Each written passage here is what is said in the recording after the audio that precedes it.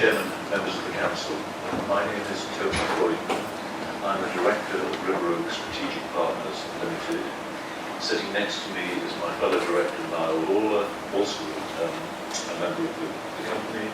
Sitting behind me is the third Director, George Yerrold, and sitting next to George is Rob Brunel, who is our Project Executive. We are here tonight at your invitation to present the details of the Manston Airport project, which we've been promoting for the last 3 years now, really. I should also say it's particularly welcome for us to be able to present to all elected members of this council. It's not something that we have been able to do over in Thanet, whereas some of you may know we presented yesterday morning to a closed meeting comprising only the Cabinet and Chief Officers. We're on record as saying we find that unsatisfactory. It is the Thanet's call as to how they manage that. We made a full presentation and we took our full team there. And tomorrow, Thursday, we will be meeting over in Herne Bay, a group of elected members from Canterbury City Council, members of all parties. The meeting is open to everyone who wishes to attend by an invitation of the leader of Canterbury. As a matter of policy, we at River Oak have had a transparent approach to everything that we've done. All our material is in the public domain, and we simply seek an open dialogue with the entire community in East Kent. That's what we wanted all along, and I can be frank with you, what frustrates us when some criticism which we feel is unfounded is levelled against us is when we know that that has arisen because the person or persons concerned has simply not had access to the relevant information. We don't mind if people are against the airport, we don't mind if people disagree with us. All we want to be able to do is to have a dialogue with them. It is difficult to have a dialogue with a party that doesn't want dialogue. So I would make my point on that. Now, the first slide, which is behind me, is there to show what we think the airport will look like in 10 or 15 years' time. It's important to us because many of you will have, first of all, seen Manston and wondered at its size, and secondly, heard stories about its alleged failure in the past. And there are two answers to that, really. The first is, it seems huge because there are no buildings on it and there's no infrastructure on it. It's just an open space at the moment. And actually, in international airport terms, although its runway is long, it's actually a relatively constrained site, which in turn, as a sub-note, ought to deal with the persistent rumours that we still have secret plans to put housing on a part of the site. Absolutely not. We will need every square metre, every square foot of that site for aviation. The second is that this, that you see before you, we have a later slide which shows the phases of development, represents an airport which is capable of handling at least 10,000, probably 15,000 cargo movements, and 2 million, maybe even 3 million passengers. As it stood, Manston had one parking stand for passengers and one parking stand for cargo. It had a huge runway and nothing else.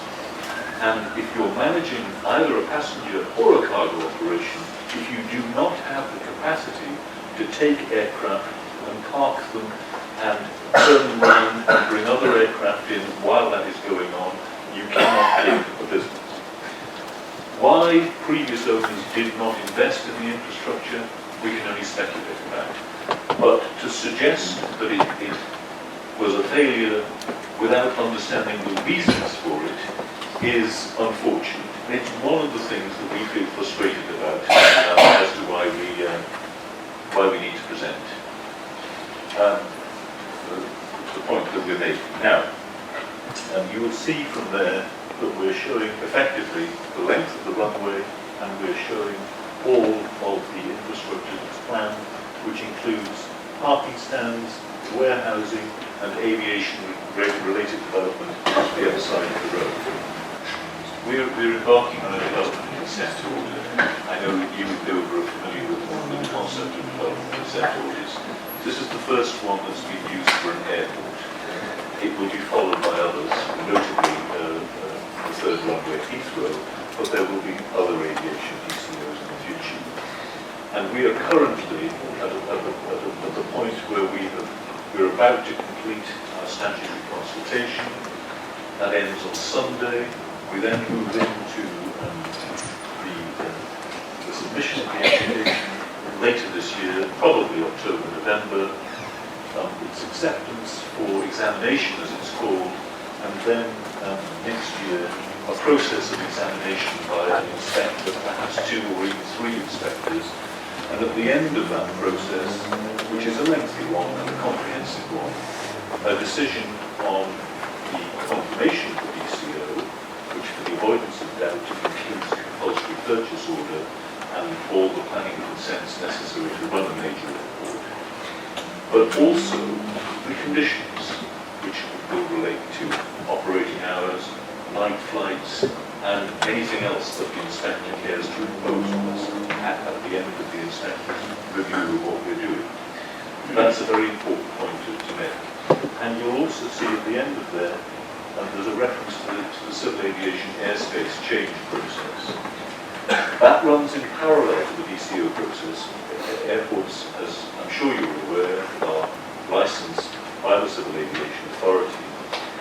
It's also important to note in the context of the tragic events in Grenfell that aviation and airports is the one area where regulations, restrictions and supervision get tougher by the year.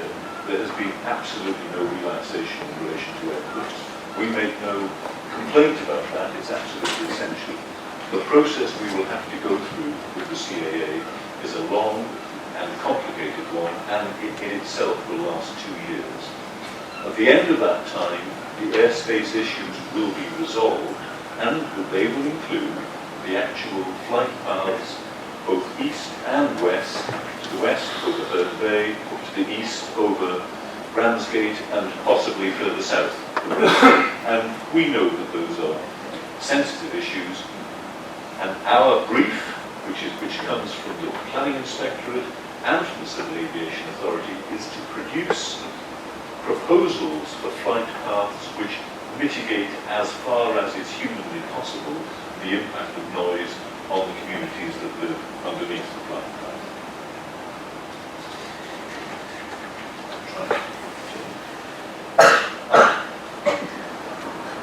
The key to this is the master plan, which you saw an artist's impression before.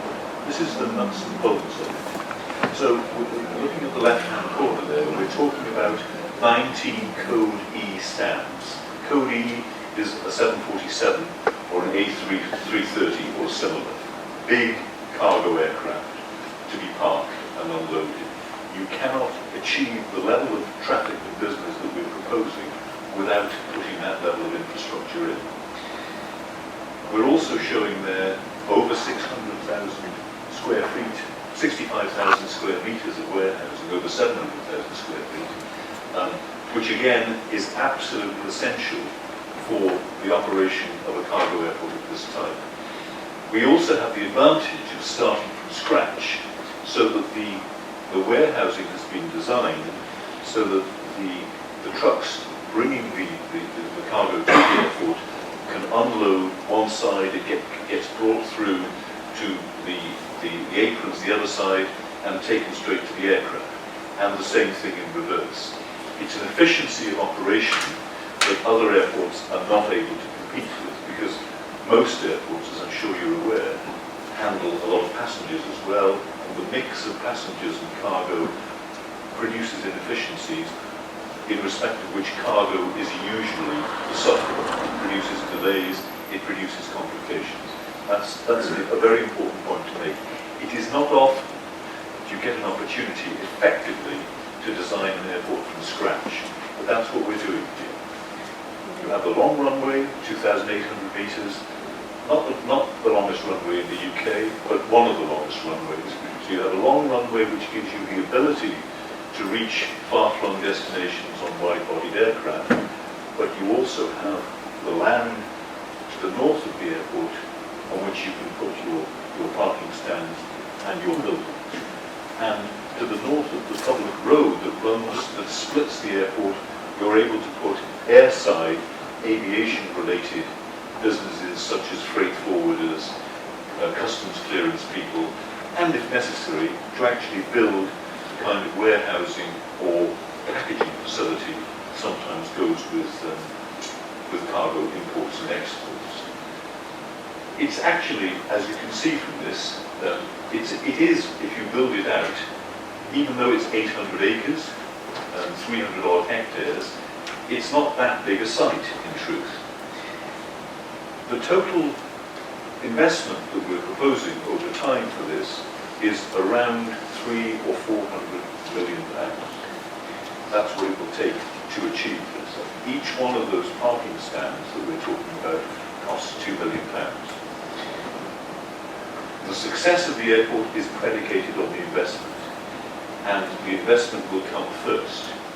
So that in terms of timetable, the previous slide took you to the point where the DCO was granted at the end of 2018. Once that happens and we have ownership of the site, we then take 2 years in which to put all this infrastructure in. We have the advantage, on the whole site, we have the advantage that the airport is closed, so we can do it efficiently and effectively without disrupting the business. We have the disadvantage, of course, that the airport won't be trading and producing any revenues. We have budgeted for that. We think that's the only way to do it. So we look forward to an opening in 2020, and earlier having been prompted by a number of people here and reminded that the Open Golf Championship takes place in July 2020, we want to target that, but not necessarily as a date for the full opening, certainly as a date when we can take those kinds of arrivals into Manston.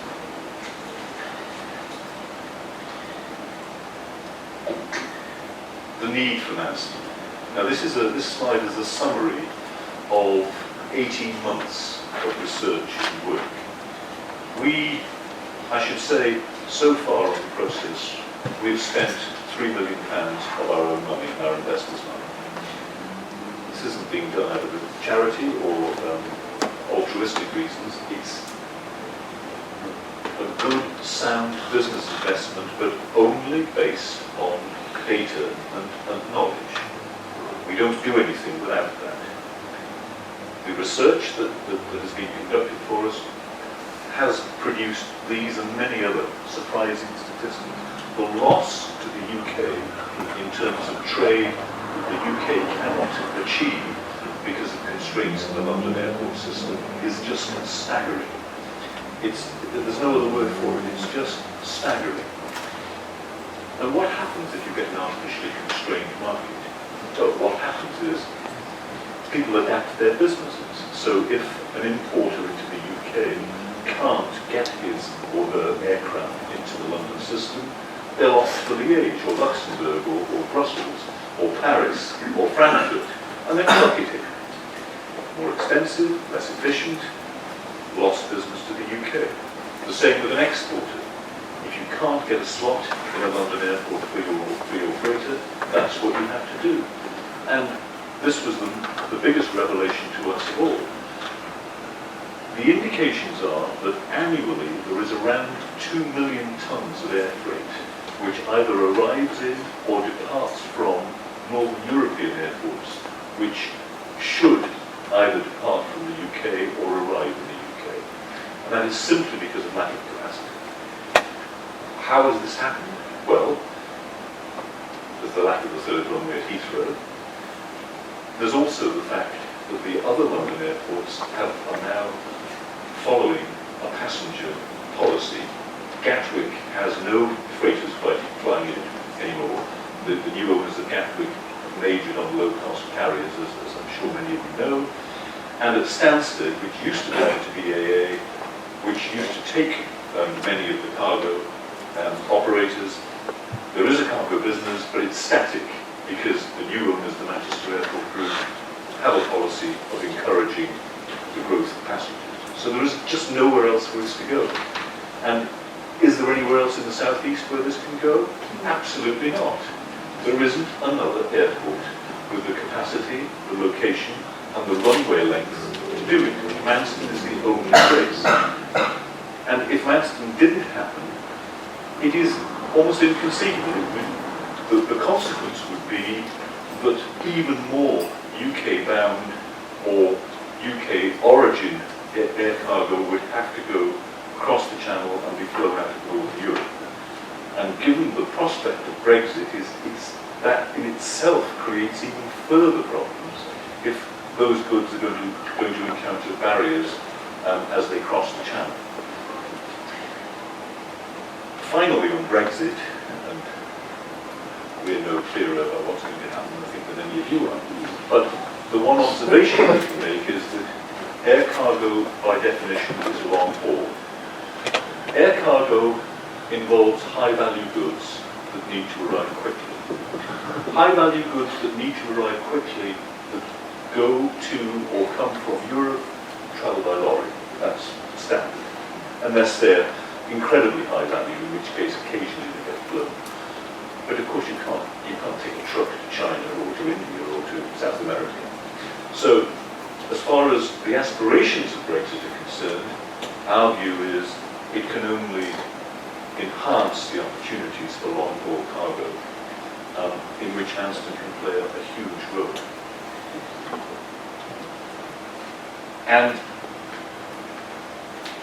unless this is addressed, the losses will continue, and the loss to the UK economy will continue.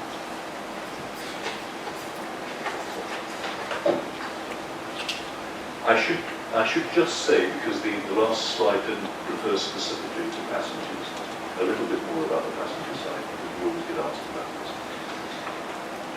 This project qualifies as a development consent order project because it reaches the threshold of 10,000 cargo movements a year. There is another threshold for passengers, which is 10 million passengers. We are realistic. We do not think Manston is ever capable of achieving 10 million passengers, because the things that work in its favour with cargo, such as the fact that it's surrounded on two sides by sea, and the fact that it has good highway communications, work against it for passengers because of its remoteness or its comparative remoteness. However, we are confident that we can achieve around 2 million passenger a year traffic. We began this work a year, 18 months ago, assuming that the passenger traffic would be Ryanair, 2 or 3 of their aircraft to whom we've spoken, and KLM reinstating the link to Schiphol. But as many of you will be aware, what's happened in the last 12 months is that a new breed of long-haul carriers has come into the business, Norwegian being the prime one, but there are others, followed most recently by Level, a BA Iberia-owned low-cost carrier. They're operating low-cost flights to the United States, and their requirement is to have the service at an airport that can turn them around quickly, where they don't suffer from the kind of delays that they experience at Gatwick because of sheer congestion. For all airlines, delays are a nightmare. For long-haul carriers, they're an even worse nightmare. So we suggest that there is a significant opportunity there that was probably not recognised 18 months ago. And why is it an opportunity for us? Because of the length of the runway. That's the key to it. No one else has the runway length. Southampton, Bournemouth, Southend, they can't take these long-haul flights. They don't have the runway length. The final thing, which we have been getting quite excited about, is the prospect of inbound charter flights from China. This is a rapidly growing trend. Now, there is an issue at the moment with the UK's attitude to visas for Chinese tourists. We have a somewhat more restrictive view than some of the other EU countries. No doubt that will change. But the demand for old-fashioned package tour type holidays for ordinary middle-class Chinese coming into Europe seems to be limitless. And what do they require? They require a long runway, and they require an airport that doesn't involve the confusion and congestion of a Heathrow or a Gatwick. There is an additional plus in that those passengers are clearly now ready to consider hooking up with a cruise line and taking a cruise in Europe. And where better to do this than a link between Manston and Dover. Now, just going back to the jobs slide, which is of course an important one. Airports are labour intensive. There are many airport owners who wish they weren't, but they are labour intensive. It is a fact of life. And airports also offer far better than 0 hours minimum wage employment for a variety of reasons. First of all, because many of the jobs are skilled jobs, but secondly, for security reasons, the kind of churn of staff that you get if you employ people on minimum wage is unacceptable. It creates all sorts of administrative problems for airports. So the scenario for airports, and you can look at the employment profile of places like Luton or Gatwick or Manchester or wherever, is that there are a lot of jobs at various levels, from the managing director down to the person that cuts the grass. We've had a lengthy study done. The numbers are there. Let me just take year 10 at random. We are showing at year 10 that there will be about 2,700 direct jobbers. That's either people who work for the airport company or who are employed on the airport by airlines or engineering companies or whatever. We're also showing that there will be in year 10 over 5,000, nearly 6,000 indirect and induced jobs. Those are jobs which depend on the existence of the airport, and it's a similar effect to the one that you have here with the Port of Dover. And then finally there are the catalytic jobs, which are those which are created indirectly by the profits from the businesses in the first two columns. To be clear, the first two columns, the direct and the indirect jobs, are all in East Kent. Maybe a little bit further afield, but certainly within the Kent area. The catalytic jobs can be in the border region, and in theory could be anywhere in the UK. But even in a very conservative viewing there, you see, what we're saying is that the total jobs, even if you forget the catalytic jobs, because they may not be in this area, we're saying by year 10 that there could well be around 8,000 or 9,000 jobs at this airport. And what we say is, this is standard review of jobs created at airports. It's not like we created this model. So we've adopted our commercial model to a standard view of jobs created at other airports globally. So it's criteria that's used to assess job enhancement at airports globally. It's not our creation. It's a relationship between the tonnage that's going through and the passengers that go through and the number of staff that you need to support that level of business. And we've also, as we have with all our numbers, taken the most cautious, conservative view of numbers because we don't want to be accused of exaggerating. The training side for us is also important, basically because airports depend on a regular flow of newly trained people coming through the system to join the airport. That's why all airports, and we will be no exception, have relationships with HE and FE colleges to produce that flow.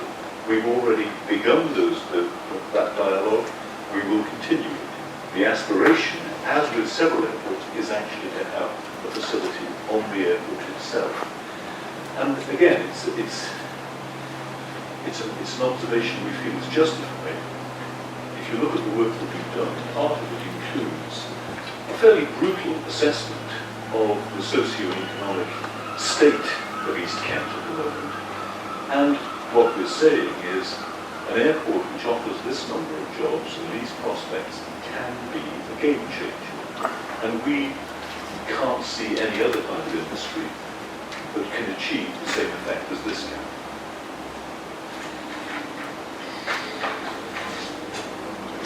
Just change the slide. Some of you will have heard about the planning situation. I don't want to spend too long on this. It is a bit obscure in some ways, but it is important because there's a connection with what this council has been doing, and it, again, I'm sorry to say, reflects a collision of views with neighbouring Thanet.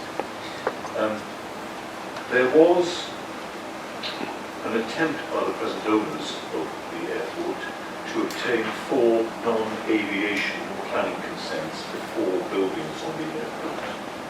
The application was submitted 2 years ago, and initially the planning committee of TDC refused the application. The applicants appealed, and TDC changed its position. They commissioned a report, you may have heard of it, the so-called AVIA report, which suggested almost unbelievably that the airport was not viable. And based on that, they reversed their position on the appeal, they withdrew their objection to the appeal, and they amended their draft local plan to rezone the airport as mixed use with the emphasis on residential. By that stage, we had applied to be a party to the planning appeal. The appeal was heard by an inspector in March this year. Thanet had withdrawn. The only 2 parties were the appellants, the present owners of the site, and us. The decision was announced on Thursday of last week, and the decision was that all the appeals were dismissed, that the existing local plan policy, the 2006 plan, was the operating policy. The policy in the developing draft plan could not be relied upon as it was likely to change, and that consistent application policy, EC4 as it's called, was the only way to approach any proposed development on the island. Furthermore, favourable reference was made in the report to an intervention in relation to the local plan by this council. It's in paragraph 22 for those of you who want to see it, which basically is a reminder to TDC, but also to the planning inspectorate, that this council's view is that there was insufficient evidence to justify the change of mind by Thanet, and the reasons for this council's expression of view. And I would suggest that the decision by the inspector vindicates that position totally. So we are now left, with the avoidance of doubt, with a finding that the old policy EC4, which as you can see on the screen there in italics, land at the airport is reserved for airside development, and development proposals will require specific justification to demonstrate, I think there's a mistake there, that a non-airside location is essential. So it is zoned and remains zoned for airport use. We feel that's an important decision for us, and okay, it creates difficulties for the other local authority in terms of their local plan development. But as far as we're concerned, it means that we believe the path is now clearer than it was for us to progress with our DCO. And then just finally,